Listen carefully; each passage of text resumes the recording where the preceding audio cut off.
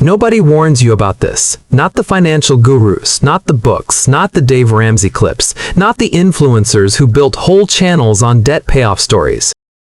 The day you finally pay off your last debt, the day the screen says zero balance and the loan is officially closed, you do not feel what you expected to feel. You do not feel ecstatic. You do not feel like cracking open champagne. You do not even feel relieved in the way you spent years imagining. What you feel is something stranger and more disorienting. You feel quiet, almost numb. Like the volume on your entire life just got turned down 5 notches, and you cannot quite tell if that is good or bad. This is not a story about how I paid off my debt. There are a million of those. This is a story about what actually happens inside your brain in the hours, days, and weeks after you make that final payment. Because nobody talked about this part with me, and when it happened, it confused the hell out of me, and I have since learned that almost everyone who pays off significant debt goes through some version of the same psychological experience. If you are working toward debt payoff right now, or thinking about it, or sitting in the middle of it wondering if it is worth it, this is the part you actually need to be ready for. Because the financial part is the easy part. The brain part is what almost nobody prepares you for, and almost nobody talks about, and it shapes the rest of your financial life in ways the spreadsheets never show. Let me tell you about the day. I had been on the credit card for almost 3 years. $22,000 at the peak across 2 cards. I had built a system to attack it. Direct deposit hit on the 15th. The exact same evening, I logged into my bank and I would transfer the planned payment. Sometimes $700, sometimes $800 when I had a good month. Sometimes only $300 when something unexpected hit the budget. For 32 months in a row, that became my ritual. Payday, payment day, sleep, repeat. Then, on a Wednesday in October, I logged in like I always did, looked at the balance, and realized that the payment scheduled for that night would clear the card entirely. I sat there staring at the screen for probably 5 full minutes. I was not crying, I was not jumping around. I was just sitting in my desk chair, both hands flat on the table, eyes on the laptop, completely still. I clicked submit. The confirmation page loaded. Payment processed. I refreshed the credit card page. Balance, 0. New available credit, $10,000. I closed the laptop and I did not move for another 10 minutes. The thing nobody tells you about this moment is that the brain has spent so long defining itself as the thing that owes money. That is part of your identity now. You are someone with debt. You are someone who is working toward something. There is a target. There is a goal. The whole structure of your financial life is built around that single objective. And when the goal is achieved, when the structure gets removed in one click, the brain does not know what to do with the silence. It is not joy. It is not relief. It is a strange floating feeling like you missed a step on a staircase that you had been climbing for almost 3 years. The thing you were running toward is gone. You are still running, but the finish line moved. The first week was the strangest. I expected to feel light, free, energized. I felt distracted instead. I would be in the middle of work and my brain would just bring up the fact that the card was at 0, like it was checking in to confirm. Yes, still 0, move on. But it could not move on. It kept coming back to the absence of the thing it had been organizing around. I caught myself doing some weird behaviors that I have since learned are extremely common. I checked the credit card balance several times a day, almost compulsively, just to verify nothing had appeared on it that I had not put there. I started paying very close attention to spending in a way I had not when I had the debt, almost more anxiously, even though I had more cash flow than ever.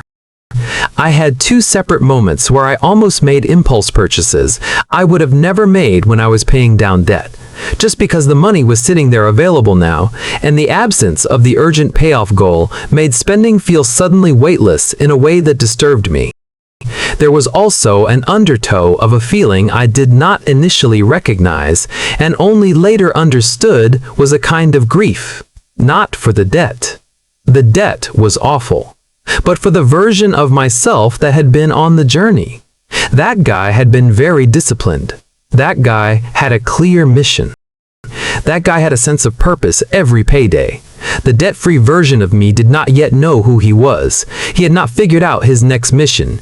He had $10,000 of available credit sitting there reminding him that the discipline was no longer enforced by external pressure.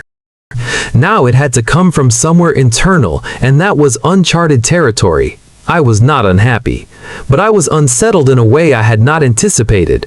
Here is what is actually happening neurologically when you pay off significant debt.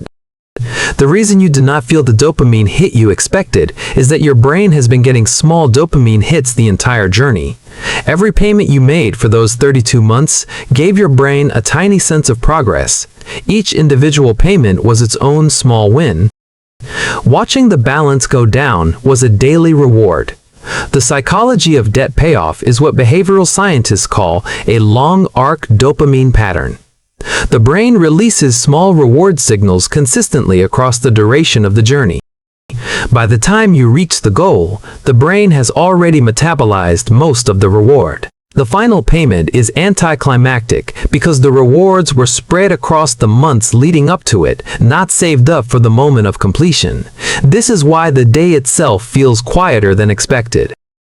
There is also an identity component that is harder to talk about but more important. For 3 years, my brain had a clear narrative about who I was financially. I was someone working toward a goal. I had a system. I had a mission. I knew exactly what every dollar should do because the answer was always the same: crush the debt. When the debt is gone, that narrative ends. The brain is now standing in the middle of an empty room with no immediate clear instructions. The disorientation people feel is not a failure of the journey or a sign that they did not value the freedom. It is the brain processing the loss of a structure that had been organizing their financial life for years. Without that structure, you have to build a new one, and most people are not given any guidance on how to do that, so they feel adrift, which leads to the most dangerous part of this entire experience. Studies on long-term debt payoff outcomes are surprisingly grim. The research suggests that somewhere between 60 and 70% of Americans who pay off significant consumer debt are back in equivalent or higher debt within 24 months of becoming debt-free. 2/3 of the people who do this incredibly hard thing slide back to where they started, often worse. The reason is exactly what I just described. The discipline that got them out of debt was being enforced by an external structure. The debt itself was the structure. When the structure is removed and no replacement structure is built, the discipline falls apart. The available cash flow that was being aggressively directed toward debt now has nowhere to go, and human nature directs unanchored cash flow toward consumption. The first month after I paid off my debt, I had an extra $800 in my checking account that had been going to credit card payments. I told myself I was going to invest it. I told myself I was going to put it into a high-yield savings account. I had the best intentions. What actually happened, if I am being honest, is that the first month I let it sit there, the second month I let it sit there, and somewhere in month 3, I noticed I had spent about half of it without really being able to point to what it was spent on.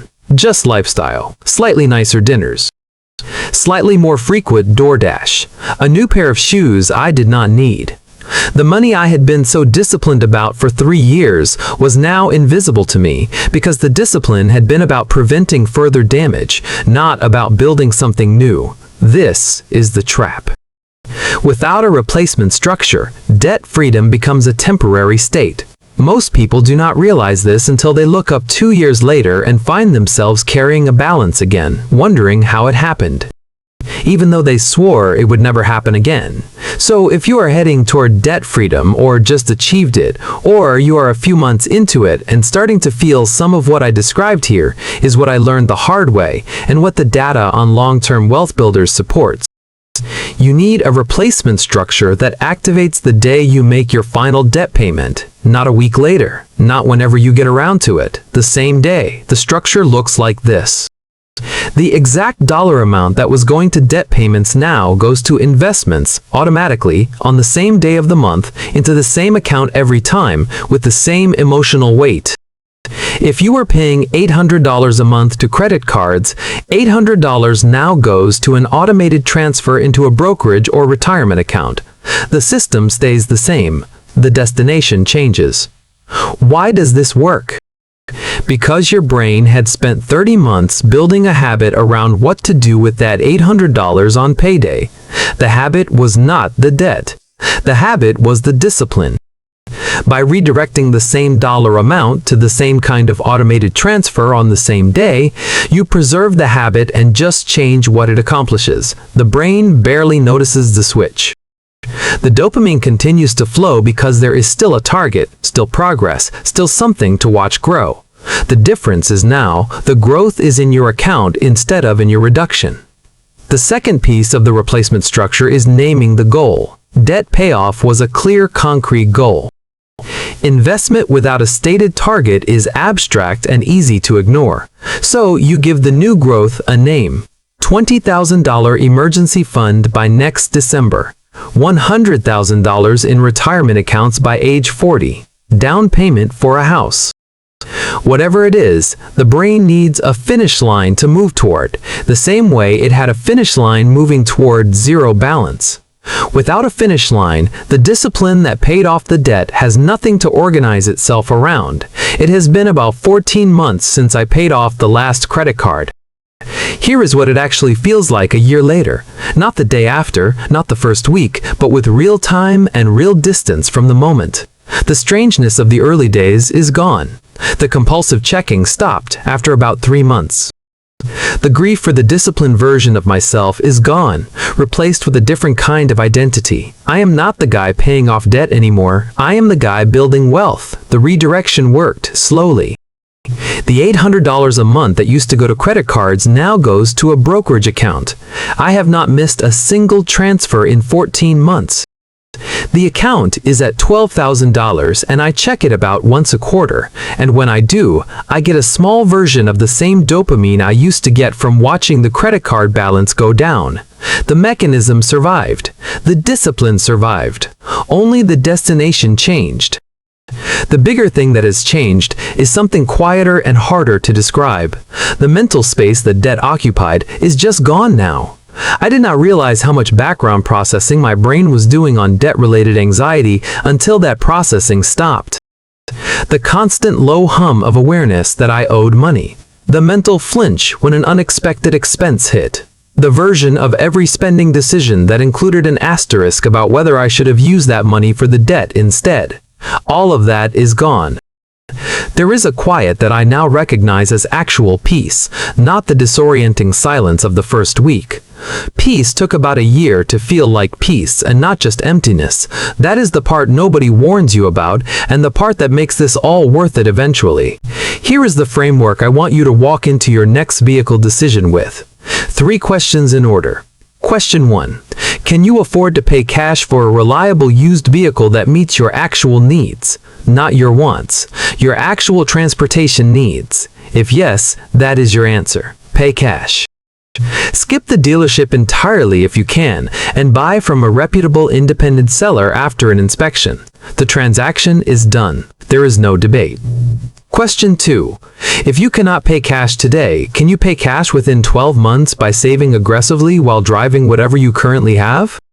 If yes, that is the path.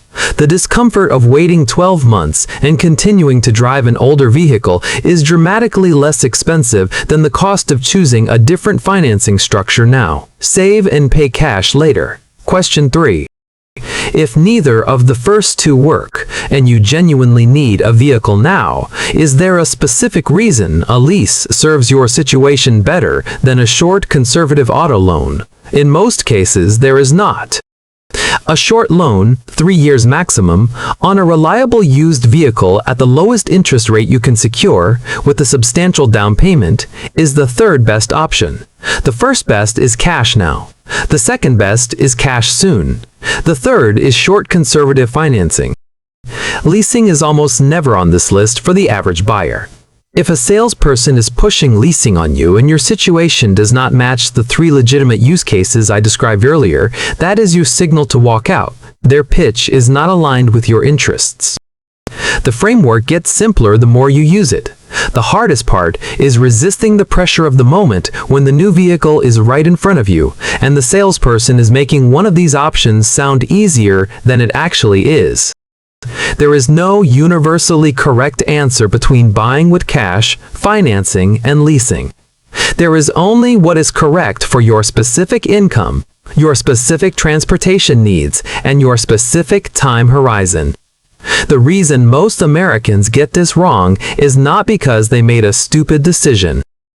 They made the decision the dealership wanted them to make in the environment the dealership designed, with the information the dealership chose to share. That is not the same as making the decision that was right for them. If you take only one thing away from this video, take this. Cash is almost always the answer. When it is not, a short conservative loan is usually the answer. Leasing serves a specific narrow use case and is sold to people far outside that use case because the margin works for the dealer. Knowing this in advance is the only protection most people will ever have against making a 6-figure mistake disguised as a routine purchase. Subscribe to Nick Finance because the next time you walk onto a lot, this framework is what stands between you and the financial decision you will spend a decade trying to recover from.